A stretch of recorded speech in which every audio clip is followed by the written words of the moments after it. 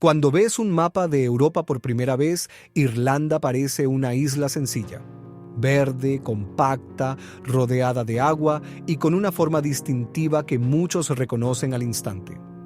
Pero si miras con un poco más de atención, aparece un detalle que siempre genera preguntas. La mayor parte es la República de Irlanda. Y en la esquina superior derecha hay una región llamada Irlanda del Norte, que no solo es distinta, sino que además forma parte del Reino Unido.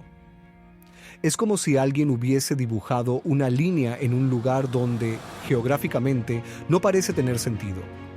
¿Por qué está separada Irlanda? ¿Quién decidió esa frontera? ¿Y por qué ese pequeño trozo quedó unido a Londres y no a Dublín? Para entenderlo tenemos que viajar muy atrás, porque la historia de esta división no es algo reciente ni casual. De hecho, es el resultado de siglos de conflictos, invasiones, diferencias religiosas y decisiones políticas que cambiaron el destino de millones de personas. Hace muchísimos siglos, cuando nadie hablaba de reinos británicos, Brexit o identidades nacionales, Irlanda estaba organizada en clanes y reinos locales. Eran sociedades independientes, guiadas por líderes propios y con tradiciones muy arraigadas. Pero a partir del siglo X, los reyes ingleses comenzaron a reclamar autoridad sobre la isla. No fue un dominio inmediato ni absoluto, pero poco a poco el poder inglés se fue extendiendo, primero con influencia política y después con control militar. Con el paso del tiempo, especialmente entre los siglos XVI y XVII, la presencia inglesa en Irlanda creció de manera notable. Y no solo inglesa, también colonos escoceses, muchos de ellos protestantes, se instalaron en la parte norte de la isla. Esto es crucial, porque aquí aparece el primer gran elemento de división: la religión. La mayoría de los irlandeses eran católicos, mientras que los nuevos colonos eran protestantes. Y en aquella época, esta diferencia no era solo espiritual, era política, económica y social. La fe marcaba quién tenía derechos, quién tenía tierras y quién tenía acceso al poder. En el siglo XVII ocurrió algo que aceleró esa diferencia: la plantación de Ulster. Inglaterra, temiendo rebeliones irlandesas, decidió enviar miles de colonos leales a la corona para establecerse precisamente en Ulster, la región norte. La idea era simple pero contundente: poblar la zona con personas de confianza que aseguraran el control inglés. Esto cambió por completo la demografía del norte. Mientras la mayor parte de Irlanda seguía siendo mayoritariamente católica, la zona norte empezó a tener una población mixta, pero cada vez más dominada por protestantes de origen inglés y escocés. Ahí comenzó a gestarse la separación que hoy vemos en el mapa. Con los siglos, Irlanda quedó completamente bajo dominio británico, y llegó un momento en el que el deseo de independencia se volvió enorme. En el siglo XIX, muchos irlandeses, especialmente en el sur, empezaron a organizar movimientos políticos y sociales que reclamaban autonomía, derechos y, eventualmente, libertad total del control de Londres. Pero mientras el sur empujaba hacia la independencia, el norte veía la situación desde otra perspectiva. Muchos protestantes de Ulster temían lo que ocurriría si Irlanda se convertía en un país independiente gobernado por una mayoría católica. Creían que perderían poder, privilegios y representación, y preferían seguir ligados al Reino Unido. Para principios del siglo XX, Irlanda estaba dividida en dos visiones completamente distintas del futuro. Y aquí, antes de continuar, te lo digo. Suscríbete si te gusta el video, que así puedo seguir explicando estas historias con más detalle y claridad.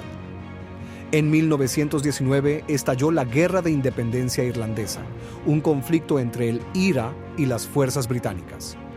Después de años de tensiones, ataques y negociaciones, en 1921 se firmó el Tratado Anglo-Irlandés. Ese tratado cambió para siempre el mapa de la isla. El sur se convirtió en el Estado Libre Irlandés, que después sería la República de Irlanda. El norte, compuesto por 6 condados con mayoría protestante, decidió permanecer en el Reino Unido. Así nació la división actual de Irlanda. Pero, aunque la línea quedó dibujada, el conflicto estaba lejos de terminar. Después de la partición de 1921, Irlanda quedó dividida en dos realidades políticas, culturales y religiosas. Y aunque la separación buscaba calmar las tensiones, lo que hizo fue generar un nuevo conflicto dentro del territorio norteño. ¿Por qué? Porque en Irlanda del Norte vivía una mezcla de comunidades con intereses opuestos. Por un lado, los unionistas, mayoritariamente protestantes, que querían seguir formando parte del Reino Unido. Por otro, los nacionalistas o republicanos, mayoritariamente católicos, que deseaban la reunificación con la República de Irlanda. Esta rivalidad creció durante décadas, hasta explotar en uno de los periodos más oscuros de la historia moderna europea: The Troubles.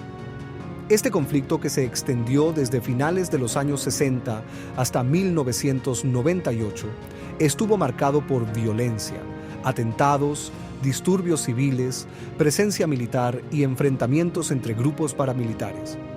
Las calles de Belfast, Derry y otras ciudades norteñas se convirtieron en escenarios de tensión permanente. El IRA provisional llevó a cabo ataques contra fuerzas británicas, mientras grupos lealistas cometían atentados contra civiles republicanos. La violencia se volvió tan intensa que el ejército británico desplegó miles de soldados durante años. Aquello ya no era solo un conflicto político, sino un enfrentamiento identitario. Y mientras todo eso ocurría, el mapa seguía igual. Irlanda dividida, pero con heridas cada vez más profundas. Finalmente, después de décadas de sufrimiento, negociaciones y mediaciones internacionales, llegó un rayo de esperanza. En 1998 se firmó el Acuerdo del Viernes Santo, un documento histórico que puso fin al conflicto armado. Este acuerdo estableció 3 puntos esenciales. 1. Un gobierno compartido en Irlanda del Norte, donde ambas comunidades pudieran participar. 2. Cooperación constante entre Irlanda del Norte y la República de Irlanda. 3. La posibilidad de un futuro referéndum para decidir si la isla podría reunificarse algún día. Además, permitió algo que hoy define a Irlanda del Norte. Las personas pueden identificarse como irlandesas, británicas o ambas. Es decir, la identidad ya no está dictada por una frontera, sino por cada individuo. Y por si fuera poco, la frontera entre Irlanda del Norte y la República se volvió completamente abierta. No hay controles, no hay puestos militares, no hay barreras visibles. Puedes conducir de un lado a otro sin notar que cruzaste un límite político. Esto se mantuvo incluso después del Brexit, gracias a acuerdos especiales que evitaron reinstalar una frontera dura en la isla. Hoy Irlanda del Norte sigue siendo parte del Reino Unido, sí, pero también mantiene una relación estrecha con el resto de Irlanda. Sus ciudades han cambiado, su economía se ha estabilizado y la violencia quedó atrás, aunque los debates sobre unificación aún existen. Al final, la división de Irlanda no es un simple capricho geográfico.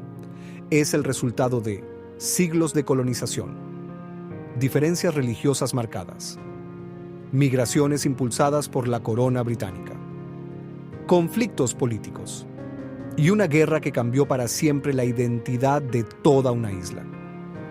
Es uno de esos casos donde la geografía refleja algo más profundo. La historia y las heridas de dos pueblos que intentan convivir en un mismo espacio. Gracias por llegar hasta aquí.